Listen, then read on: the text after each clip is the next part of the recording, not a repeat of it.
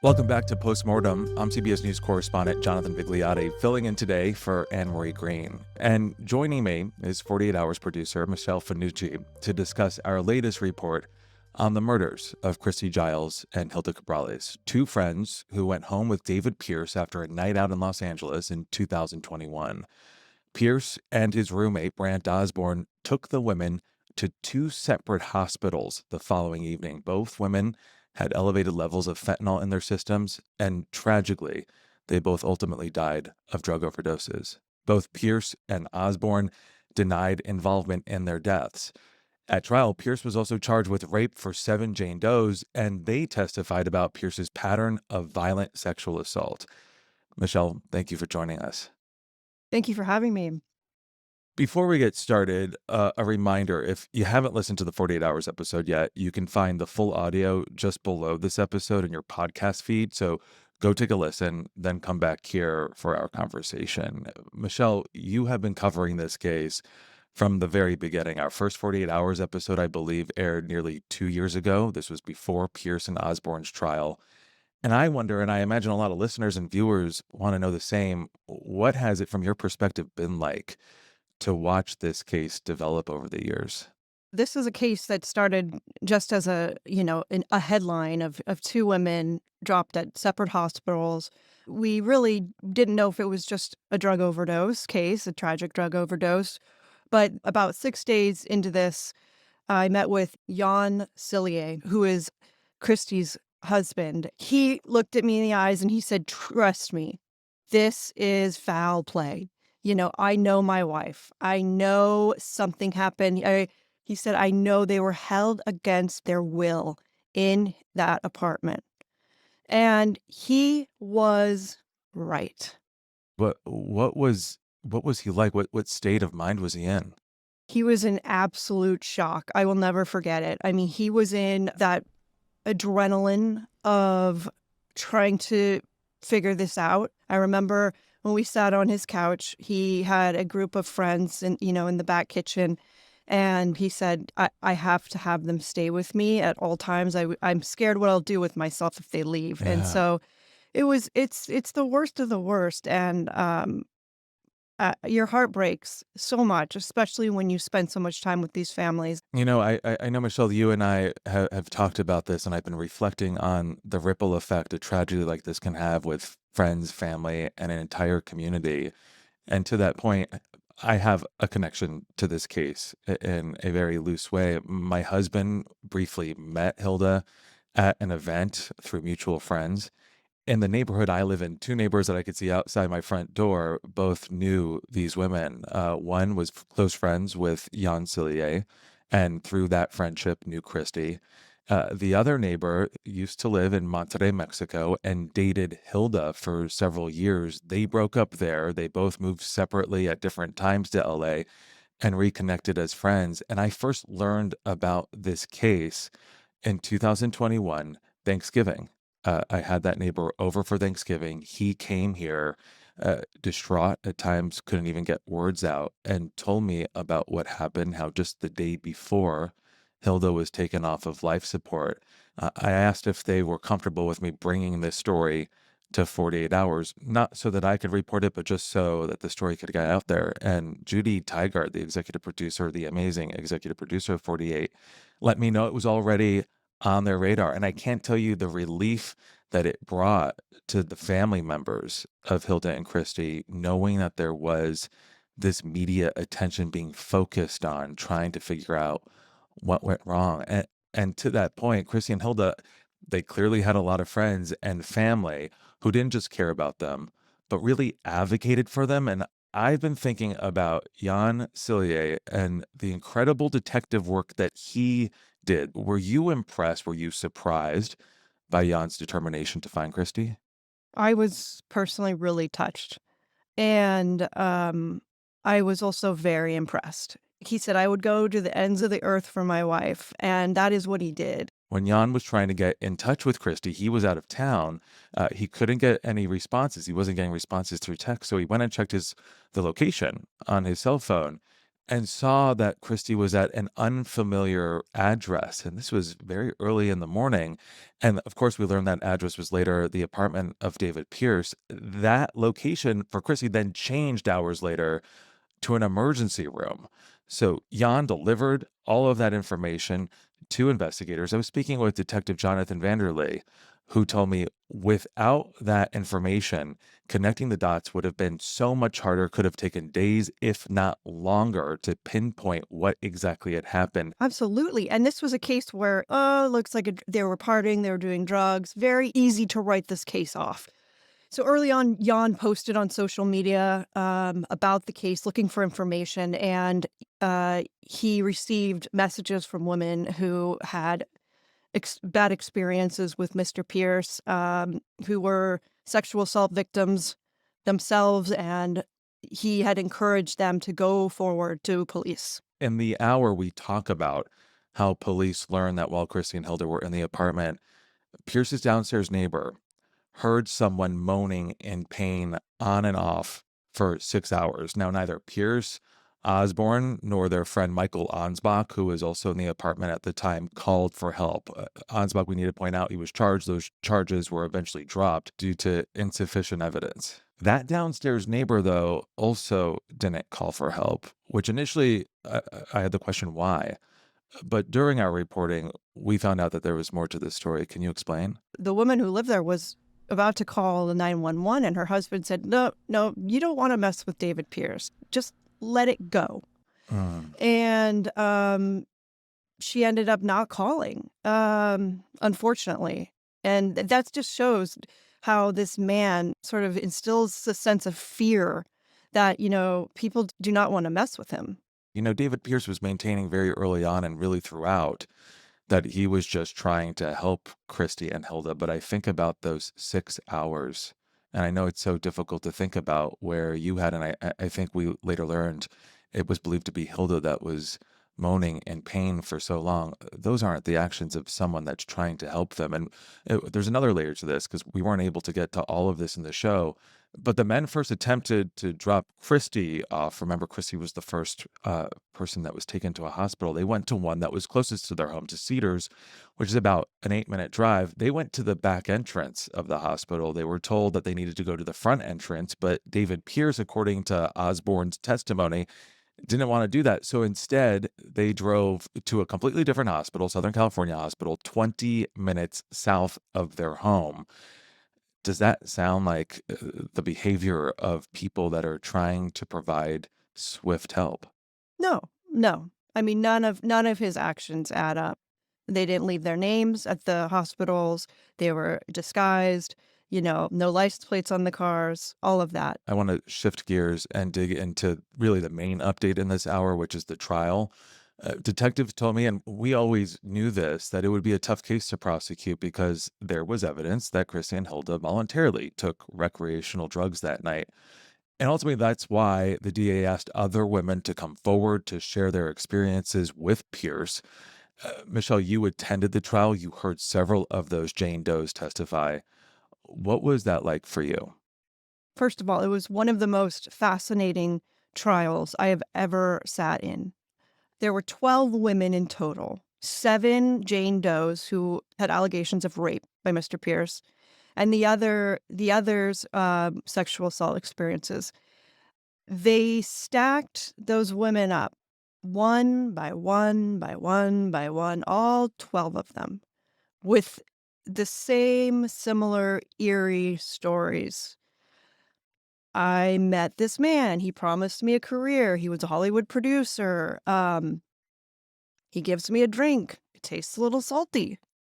All of a sudden, I can't remember anything, and the next memory, I wake up and there's someone on top of me. It's story after story after story. And then the prosecution brings in Christy and Hilda's story. It was a really powerful way to prove um, this man's pattern. Um, Hmm. and how he preys off of power and control. They really created an MO, a way of consistent behavior, this pattern that ultimately led to the deaths of Christy and Hilda. Absolutely.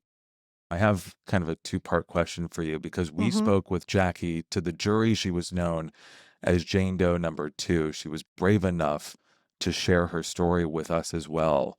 But our interview with her was postponed a few times because there was still that fear. You were in communication with Jackie during this process. What was that fear? She was scared of David Pearce ever seeing the light of day, if there was a mistrial or something like that. Mm, She, described him to me as a very dangerous person. And that's what he does. He intimidates people, he scares them so that they are silent. She told me, once I hear that guilty, we will talk, but until then, she was too scared to do the interview, which I totally respected. And Jackie is a real inspiration in herself. She yeah. came to LA to go to law school, and she was looking for an apartment, and that's how she came across David Pearce through a Craigslist ad. And he had her come to the apartment, offered her a drink. She takes the drink, and then she's blacked out. And her next memory, she wakes up and she fights this man off of her. This is how bad she was drugged, was that she couldn't even feel her legs, so she's crawling down his apartment stairs screaming and runs to her car and stays in her car long enough to sober up. She truly fought for her life. Uh, this forever changed her life, forever haunted her. She did a lot of work and therapy, and she is a remarkable woman who's become an attorney who wants to help other victims. And she is, you will see her on the episode. She stares right at the camera, and she's brave, and she speaks for Christy. She speaks for Hilda. She speaks for herself. And she speaks for all the women who've been silenced by Mr. Pierce and who've been harmed by Mr. Pierce. I think about the power dynamic. His apartment, David Pierce's apartment, was the place where he was in power. But then during the trial, that power shifts. You have the Jane Does, people like Jackie, Jane Doe number two, now in power. And what struck me was the image that emerged of David Pearce, at least him now after being in jail for several months or years, and how much he changed. Very much not the producer he pretended to be, this younger looking guy with his dark hair. What we saw was a man with gray hair, wearing glasses, who looked at times defeated. Yeah, the women who testified sometimes had a hard time pointing him out Mm, because they couldn't recognize him. yeah, I could understand. And so different than what the prosecutor pointed out in his photos, that quote unquote Zoolander face, that duck face that he put on in his photos. He just was stripped down. The real David Pearce was sitting there in court. Welcome back. So, Michelle, another key moment at trial was when Pierce took the stand himself. And now this was against the advice of his defense attorney.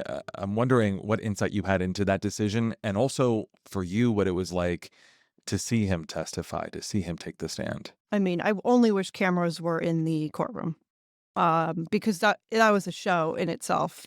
And originally, he asked the judge to give a narrative, testify through a narrative, meaning he wanted to control what he was putting out there. He didn't want to be cross-examined like everybody else has to be. So he was trying to control, he wanted to come out with his own monologue to set Hmm. everything up. Yeah, That seems highly unusual. everything about this man is unusual. And the judge said, no, this isn't the David Pearce show. So then he said, well, then I'm not going to testify then. And then he changed his mind at the last minute, and he's up there, and my God, it was something I've never seen before. Basically, he said that all the women, they all wanted him. Everything was consensual. And even one Jane Doe, the Jane Doe that we interviewed, he says, I've never even met that woman in my life. It's just straight out lying. Straight out lied about that night they came home to his home. I didn't give them drugs. I was walking my puppy while they were in my house. I mean, it was all wild. And there was no remorse. There was no sense of like, I'm so sorry. Nothing. Yeah, this grand image in his head of what transpired. The prosecution and the cops say that all the evidence the state provided contradicts his story. Yeah. This didn't make it into the show, but it was something that when I heard, I struggled to understand initially because Detective Jonathan Vanderlee told me that before the arrest, as they were still trying to get enough evidence to bring Pierce in, he was already taking steps, it appeared, to flee. He was talking to women in Ukraine on dating apps. At trial, the prosecution was able to show some pretty damning Google searches. Michelle, can you take me through this? LAPD detective sent me over the Google searches. So I have them right here. We have international money transfers, best places in the world to disappear, Hmm. best places to meet girls in Kyiv, Ukraine, strip clubs, exotic massages, and sex in Jeez. Kyiv, brothels in Kyiv, nightlife in Kyiv, one-way flights, apartments in Kyiv. How can you track someone by their passport number? And lastly, penis enlargement. Okay, let me stop you there. Everything else you have described up until that point describes a man looking to flee and still with a one-track mind. He is wanted in connection with the murders of two women and alleged sexual assault, and he is looking for sex in another country and ways of fleeing and outwitting authority. Yeah, I know. I can't stop even thinking about it. When you went up on stand and explained why were you looking for apartments Yeah. in Well, yeah. Ukraine, What and was his answer to this? he said he was going to make a documentary on the Ukraine war like Sean Penn did.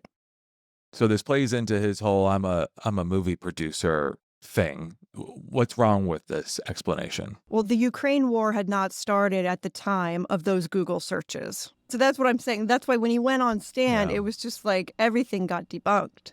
Something else that didn't make it into this hour, but I think helps shed some light on Pierce's character, is that when police first searched his home, they found, and this is their description to us, a shrine to Ron Jeremy.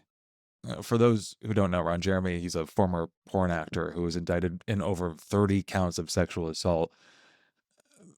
Michelle, you were able to learn more about who Pierce was by talking to his family. What did they say?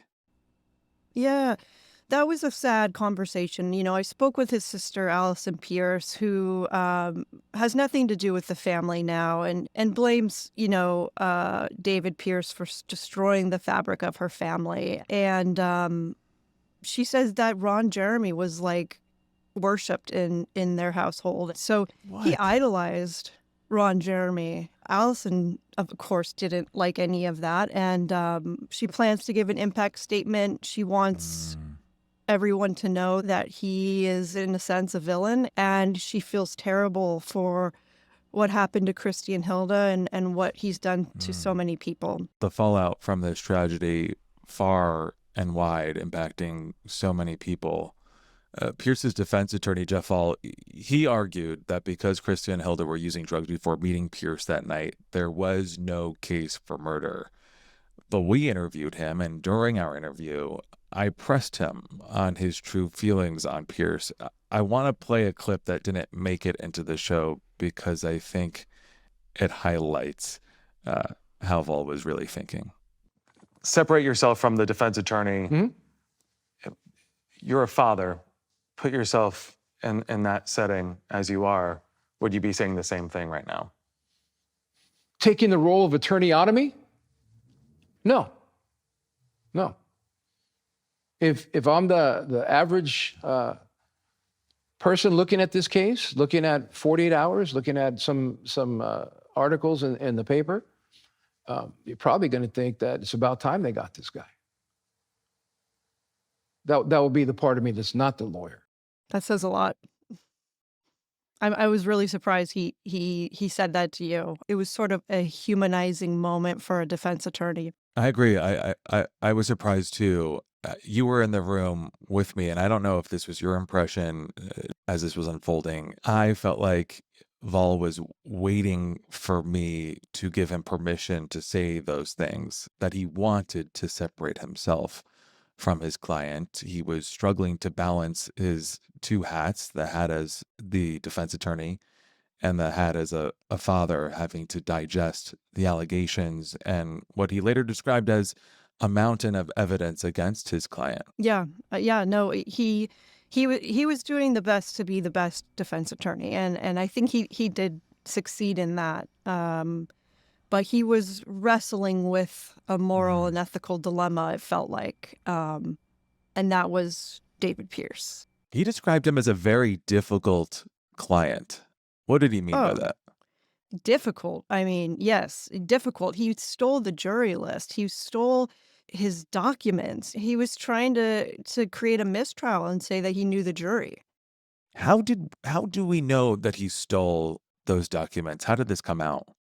Well, we don't know exactly how he got his hands on them, but yeah, the judge addressed in court that he was taking court documents, and he was warned twice, I believe, throughout the trial to stop this behavior. God, if I'm putting myself in his defense attorney's shoes, this is the worst case scenario. And I think we should point out that Vol, as we make it very clear in the episode, he was sixth in a long line of other defense attorneys that didn't last. Exactly. So let's go to the conclusion of this trial. It was February 4th, 2025. 2 days of deliberations. The jury found Pearce guilty of the first-degree murder of both Hilda and Christy, and guilty of sexually assaulting the 7 Jane Does.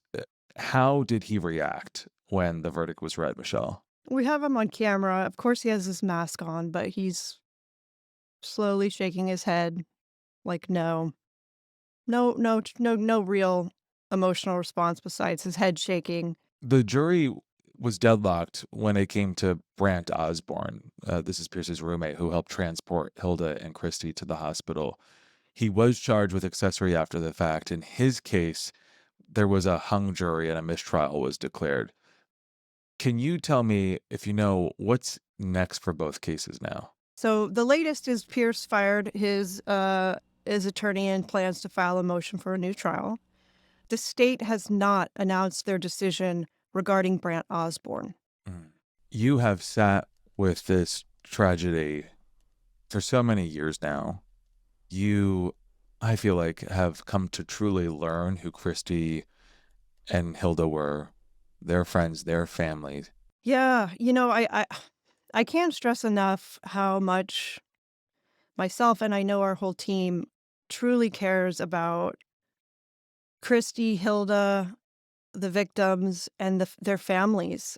We've gotten to know them so well, and I am mostly so inspired and amazed at all the 12 women who testified and came forward, bringing justice to 2 women who went out to have fun one night and came in the hands of a very dangerous man, David Pearce. And they fought for those women, and in doing so, they fought for their own stories. So well said, Michelle. And I can't thank you enough for taking the time today to chat with us. Really, thank you for joining us. Thank you, Jonathan. It's been such an honor to work with you on this one. Same here. If you like this series, Postmortem, please rate and review 48 Hours on Apple Podcasts and follow 48 Hours wherever you get your podcasts. You can also listen ad-free with a 48 Hours Plus subscription on Apple Podcasts. Thanks again for listening.